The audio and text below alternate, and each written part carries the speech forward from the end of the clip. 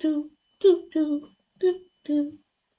This is the last video today, y'all. Let's get right into it. Over the past month, Bronson Reed has been a vital aspect of Monday Night Raw. This man has destroyed everyone in his path, and this is the best that he has ever been presented in his WWE career. Going from no reactions from the crowd to now having everyone at the palm of his hands, he has truly turned his career around for the better. In this video, I'll be discussing his career so far on the main roster. I hope you enjoy. I've had my eyes on Bronson Reed since his NXT days, and when he was released, I was in utter shock. They let go of one of their best big men wrestlers who was putting up the best work of his career at the time, and I was baffled at this ridiculous decision made by the creative team. So when WWE re-signed him, I was very optimistic about Bronson Reed's future within the company. He debuted on an episode of Raw, helping The Miz defeat Dexter Lumis. This was a great introduction because it showed the dominance of Bronson off the start, and this was the first tsunami that the main roster crowd witnessed. I was just praying that this wasn't a permanent pairing because I was so done with The Miz getting prominent TV time. This was a pay me and I'll help you type of partnership, and it honestly helped Bronson get pretty over with the main roster audience. He was in squash match after squash match, and every single week, the tsunami's reactions were getting louder and louder. Imagine taking a tsunami from Bronson Reed. Yeah, call the local medical facility because I'm sleeping over there for the next couple of months. You couldn't pay me to take that bump. That is potential permanent damage, and I would like to have a family in the future. Anyways, Bronson was getting booked strong and received an Elimination Chamber qualifying match against Dolph Ziggler. Dolph was a jobber at this point in his career, so it was no shock that Bronson was able to take care of him with relative ease. It's sad how badly they fumbled Dolph. If you want a video on him, let me know down in the comments. At the Elimination Chamber, Bronson will put up a phenomenal performance, putting the entire world on notice. The way that this gorilla can move is actually terrifying. He was out here using others as missiles towards each other, and WWE did the right decision building him up as a prominent threat. It took everyone hitting their finishers on him to put out the big man, and he surely was able to make a name out of himself. I was excited for what was next up for him because the company seemed to be behind him full throttle. Then they just completely dropped the ball with him. They were still feeding him squash matches that were heatless, and he had no concrete character. He was just a big man who destroyed things because roar, I'm a monster. He participated in an Andre the Giant Battle Royal, in which once again he was booked to look strong, but he ended up losing in the end anyways. It was a pointless match because this Battle Royal has never led to the boost of anyone's career. He interrupted a match with Bobby Lashley and Austin Theory and seemingly inserted himself into the US title picture. This merged into a mini rivalry with Bobby Lashley where these two had a brawl on the outside, which led to both of them getting counted out. This was brilliant because one thing that the WWE crowd loves is some meat.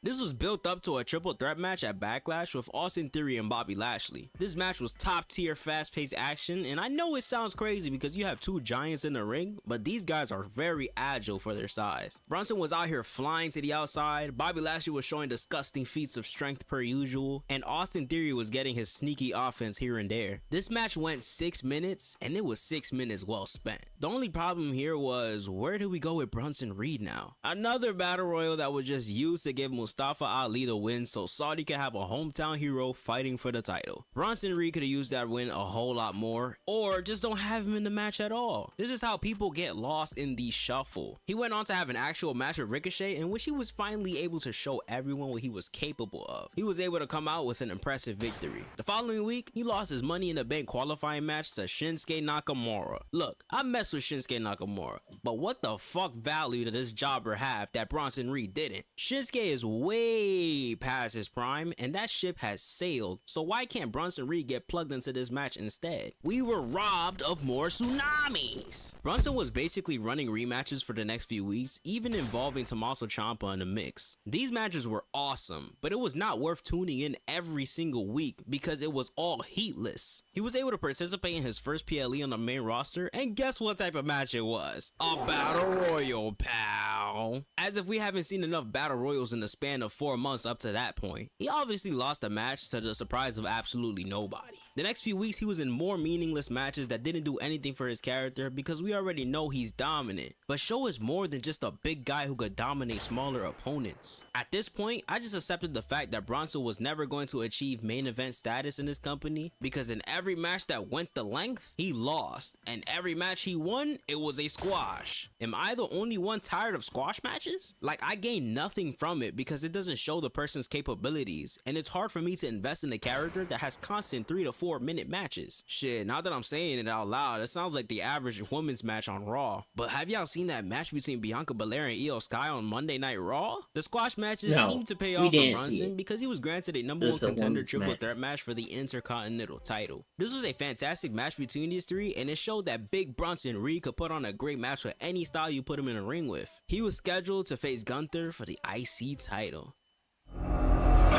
That's something. This match was a definition of a meaty showdown.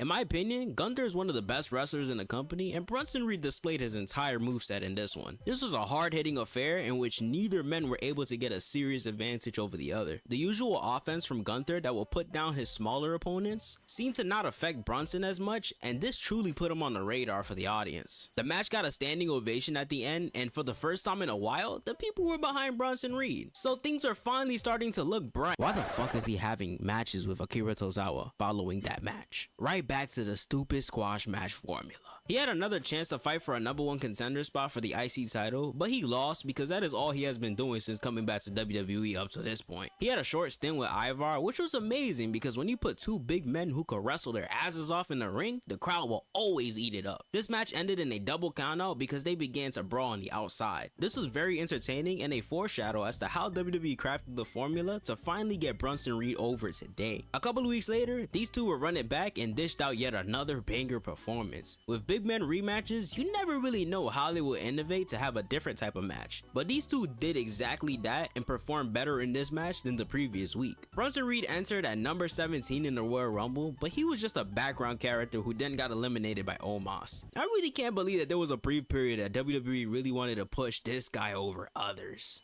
It's the biggest piece of dog shit. The following episode of Raw, he would go on to face Jey Uso, and y'all know how I feel about Jey's in-ring ability. The match wasn't bad, but it was average at best. I have no idea why Bronson was in an Elimination Chamber qualifying match if all he has been doing was losing. It was a fun and entertaining match, but once again, Bronson was losing. Same story a couple weeks later, he was in a gauntlet match and got defeated by Sami Zayn with a fucking sunset flip powerbomb. Like, not even a haluva kick or even a blue thunder bomb. A sunset flip powerbomb. WWE hosted the Andre the Giant Battle Royal before Mania, and Bronson Reed secured the victory. We seriously need to get rid of this abomination. Battle Royals are so boring until the last few opponents are left standing in the ring anyway. Apparently, this win gave Bronson the opportunity for a #1 contender spot for the world title the night after Mania. There was no way in hell he was winning in a match that included Jey Uso and Drew McIntyre. The match was very fun, but nobody in their right mind thought that Bronson was winning this one. Yet another big match lost. He would go on to insert himself into the feud between Chad Gable and Sami Zayn, and it was obvious that he was the middleman to eat the pin at the next PLE. That just felt like Bronson was a background player once again in this rivalry, and it didn't benefit him in any way. A couple of weeks later, he had a qualifying match for Money in the Bank, and I think you know what I'm about to say next. He lost. He would go on to face Pete Dunne in a short but entertaining match, and afterwards, Sheamus will come out to brawl with Bronson Reed. Sheamus will get the upper hand, and this set up a match on the following episode of Raw. I was excited for this match because clearly Bronson Reed had the perfect flow for big man versus big man matches. The match was a certified banger. You could never go wrong with a Sheamus match in 2024, and these men went to war with one another. Unfortunately, our boy Bronson Reed lost once again, and things were just looking bleak for him. The following episode of Raw, he was backstage with Adam Pearce and told the GM to stop disrespecting him. He told Pearce that he's going to force his way to the top, and I wasn't really interested in that because he's been saying this for so long, and I thought it was another case of a couple squash matches and nothing else. But boy was I wrong. Later on in the night, Rollins was having a phenomenal promo segment with CM Punk, and then out of nowhere, boom, Bronson Reed.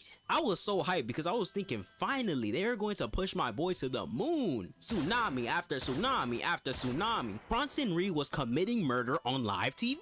Literally after every tsunami, I was just like, yo, what the fuck is going on? Taking out one of the top stars with ease is one of the best ways to get people talking, and that worked perfectly for Bronson Reed. We went from him constantly being the background player of every feud he was a part of to now being the main talk of the show. This was great, but it was all about how the creative team was going to follow up. And they certainly delivered, because the following week, he went on to destroy The Miz as well. Then he took out our national treasure, R-Truth, out as well. Bronson Reed, you will pay for your crimes. I can't lie, I wanted R-Truth to get hit with about 8 more tsunamis for making me suffer for 2 months watching his title reign with The Miz. This was easily the best he has been booked in his entire main roster career, and it is nowhere close. It's almost like a full circle moment in a way, because The Miz was the person who introduced Bronson Reed to the main roster. If you really think about it, Bronson Reed is an ungrateful person because he destroyed the guy that put him on originally. How selfish, Bronson, you get no brownie points. The following episode of Raw, he had a match with Braun Strowman, and it was fun for the time that they had until Bronson Reed decided to leave mid-match. I was questioning why the hell he was quitting on the match, especially when they were trying to build him up as a monster, but this continued as Braun ran after him. They brawled all the way to the back, and I was enjoying the twist in this whole thing. They fought all the way to the parking lot, and Bronson Reed hit a tsunami on Braun Strowman through the damn roof of a car. This was the craziest thing I've seen on Monday Night Raw in a very long time. This officially began the run to the top by Bronson Reed. He battled toe-to-toe with the monster among monsters and came out on top. Bronson has truly become a vital part of Raw, going viral 3 weeks in a row, and he has been maximizing his opportunities with the time that he has been given. Everyone was wondering how Bronson Reed was going to follow up on the next episode, and somehow these two monsters outdid themselves. They had another brawl, but this one was non-stop destruction. They legit broke everything in their paths, and this man Bronson used a damn human as a missile towards Strowman. Where you gonna see something like that? They were going through tables, fighting off security, and smashing through walls. Every single week, Bronson is receiving holy shit chants, and that is a career revival if I ever seen one. Absolute masterclass from the creative team, and shout out to everyone willing to put Bronson Reed over. This will benefit him in the long term, because now whenever he challenges for the world title, he could be a legit contender rather than just being another guy being fed to a title reign. Bronson Reed has been doing phenomenal work for the past month now, and I hope that the creative team continues to book him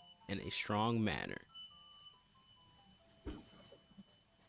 Thank you all for watching. If you enjoyed this video, make sure you like the video so I know that you enjoy it, and subscribe for more content. I have plenty more videos on the channel for you to binge, so make sure you go watch those as well. Peace and love to you all. I'ma see you in the next one. Okay. Yo, appreciate y'all for watching.